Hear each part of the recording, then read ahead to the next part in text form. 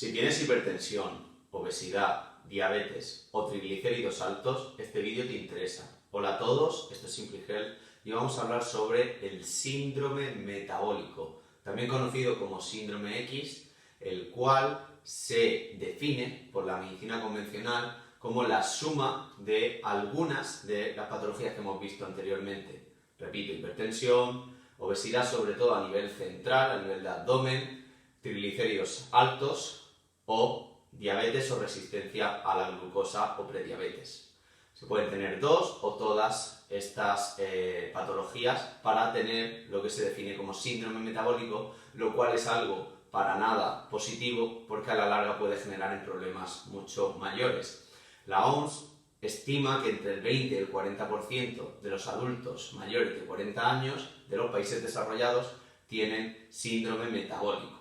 Y es un problema porque muchas personas lo sufren, algunas no lo saben y otras acuden a la medicina convencional a tratarse, pero esta lo hace a través de paliar los síntomas, es decir, a través de ciertos fármacos que solo modifican algunos parámetros, pero realmente no curan a la persona y estos pacientes, cada día que pasa, se nota que van a peor porque no atacan a la causa raíz, que es la que yo os voy a explicar. En el vídeo de hoy vais a entender el por qué sucede esto y en base a esto cómo mejorarlo.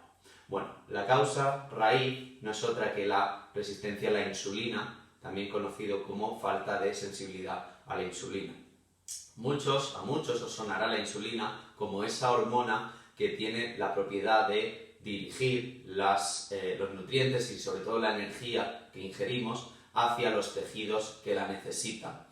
Podemos decir que la insulina es como la llave de una puerta que a nivel celular permite que se abra esa compuerta y puedan pasar los nutrientes que a la célula le interesen o que necesite. Pues bien, en la resistencia a la insulina el problema es que o bien la llave o bien la cerradura, es decir, los receptores, están dañados o tienen algún tipo de problema, no funcionan de manera adecuada y por lo tanto la energía pues no entra como debiera. Muchos pensaréis cuando hablo de esto en la diabetes. Tenemos que distinguir entre la diabetes tipo 1, la conocida como de los niños, aunque le puede suceder a algún adulto también, en la que la mayor característica es que no se puede producir insulina. Es decir, estas personas, su páncreas está, por algún motivo que no entra ahora en el vídeo, está dañado, no tiene capacidad de crear esta hormona y por lo tanto sus células quedan hambrientas porque no les entra nada. Si esto se alarga sin tratamiento, lógicamente estas personas acaban muriendo. Por suerte desde hace años hay tratamiento a través de insulina exterior y no hay ningún problema. Luego tenemos el caso de una persona totalmente sana, lo que se conocería como una persona insulinosensible. Todos tenemos algún conocido que come de todo, además muchos carbohidratos, mucha cantidad, está muy magro, está delgado, tiene un cuerpo atlético. Eso indica que tiene un metabolismo acelerado, adecuado y que su sensibilidad a la insulina es muy buena. Y esto es pues, genial a nivel de salud. Y luego, en un punto medio, ni diabético sin insulina, ni insulinosensible, tenemos la insulinoresistencia. En la insulinoresistencia, que es lo que más abarca a más enfermos, digamos que sí hay insulina, el cuerpo la produce, pero esta insulina no funciona de manera adecuada o también puede ser que esos receptores pues, no estén trabajando de manera óptima. Dentro de la insulinoresistencia podría darse la situación de que, como digo, la llave no abra y no entre energía en la célula, quedando toda en el torrente sanguíneo y en lo que se conoce como una subida de azúcar. Pero por otro lado podría darse que la llave abra en exceso y entre demasiada energía en esa célula, además se coma de más, por lo tanto ya va a haber mucha glucosa en la sangre, mucha energía, mucha glucosa en la célula, esa célula va a crecer además mucho de tamaño, esto se da sobre todo en personas con problemas graves de obesidad mórbida y en definitiva pues vamos a tener dicho problema. Por un lado un exceso de grasa a nivel corporal y por otro un exceso de glucosa a nivel sanguíneo, además teniendo ese exceso de insulina porque como digo en estos casos sí se produce insulina. Si en tu caso te mides con una cinta métrica a la altura del ombligo y tu volumen abdominal es superior a 94 centímetros en el caso de los varones u 88 en el caso de las mujeres, debes sospechar de dicha resistencia a la insulina. ¿Qué más exámenes podemos hacer en el caso de que te notes esto? Pues estaría bien una curva de glucosa, es decir, una vez que la persona ha comido, medir la glucosa. Lo normal, si hay insulinosensibilidad, es decir, si funciona bien, es que la glucosa suba en torno a un 140 más o menos y luego tenga una bajada más o menos estable. Cuando no está bien la cosa, la subida puede ser mucho más potente, por encima de los 140, y además la bajada puede ser muchísimo más lenta. Si esto se produce, además estaría bien medir también la insulina, es decir, hay algunos test sanguíneos en la analítica que pueden darnos este valor y es muy interesante de conocer. Por otro lado, al principio del vídeo he hablado sobre los triglicéridos y sería también una medida muy relevante porque cuando los triglicéridos están por encima de 150, el HDL encima está bajito, encima tenemos ese abdomen, como decía, prominente, pues es muy probable que mi insulina no funcione bien, que empiece a tener insulinoresistencia. Esto tiene su motivo por lo siguiente: cuando nosotros comemos muy mal, metemos mucha energía en el depósito y encima esa energía no se usa, el páncreas y el hígado no dan abasto, incluso el hígado puede llegar a crear hígado graso no alcohólico, que es una patología en la cual este tejido pues empieza a volverse como el de un cirrótico. Y, por así decirlo, hay una inflamación tan grande, hay una entrada de combustible tan grande que el hígado no da abasto y no le queda otra que empaquetar esa glucosa en forma de triglicéridos, ¿vale? También otras lipoproteínas que no vienen al cuento ahora, quedaros con triglicéridos, los cuales, como digo, si están en exceso, pues indicarán esto, un exceso de combustible el cual el hígado no puede dar abasto, no puede procesar de manera adecuada. Luego tenemos un aspecto súper importante, porque hasta el momento habéis intuido que el principal problema es comer mal, quizá hacer poco deporte, etc. Pero una de las cosas que más influyen en esta problemática que abarca tanta gente es el estrés. Y os voy a explicar sencillamente el motivo. Veréis, cuando uno se estresa genera hormonas del estrés, principalmente cortisol.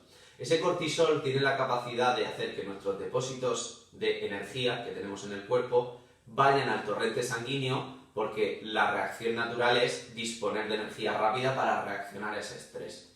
Lo que pasa es que, claro, si esa energía no se usa porque tenemos un estrés de oficina, pues nos va a subir lógicamente la glucosa en sangre, nos va a subir la insulina y vamos a empezar a tener los problemas que hemos visto. Pero es que además esa propia insulina tiene la capacidad de aumentar ese cortisol. Por lo tanto, en situaciones de estrés, sobre todo a nivel crónico, entramos en un proceso, un círculo vicioso del que es muy difícil salir.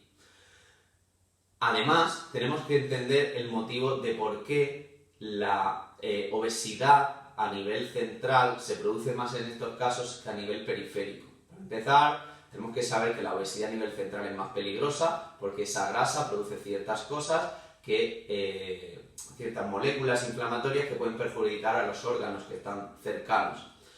Esto sucede porque las células grasas del abdomen tienen más receptores de cortisol. Por lo tanto, en situaciones de estrés vamos a acumular más barriga que acumular a lo mejor grasa en los brazos. Entonces, si tu caso es que tienes obesidad, sobre todo a nivel central, plantéate todo lo que estoy hablando, pero también piensa un poco en si estás sufriendo un estrés de manera crónica. Por último, la relación con la insulina, con algunas hormonas a nivel renal es también súper importante para entender el concepto de retención de líquido. La insulina, como digo, tiene capacidad para retener líquido porque altera a nivel renal sobre todo la retención del sodio.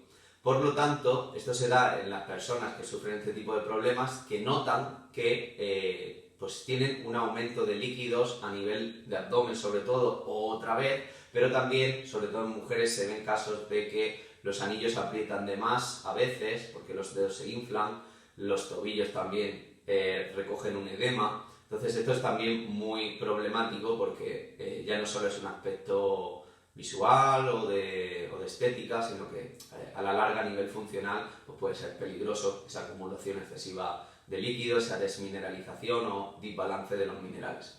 Entonces aquí vamos a ver algunos tratamientos desde el punto de vista de la medicina convencional, el más intuitivo, por ejemplo, ante ese exceso de líquidos es tomar diuréticos.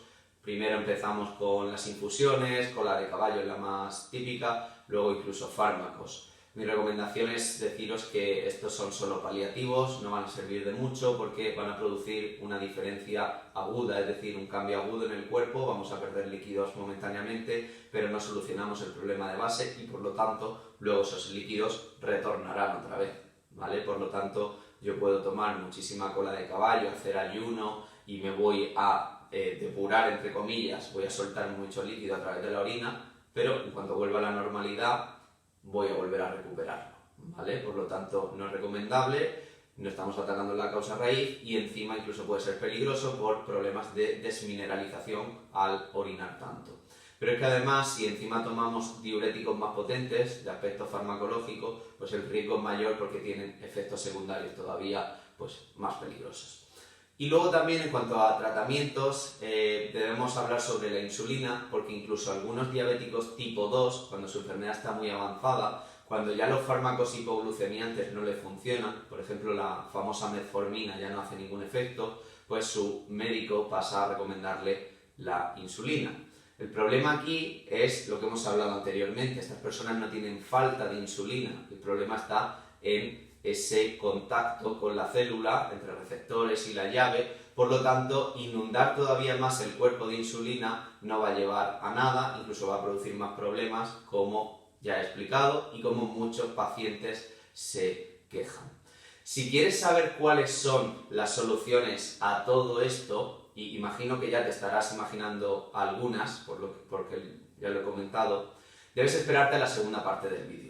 Por ello, te animo a que si te ha gustado, te suscribas, lo compartas y nos vemos en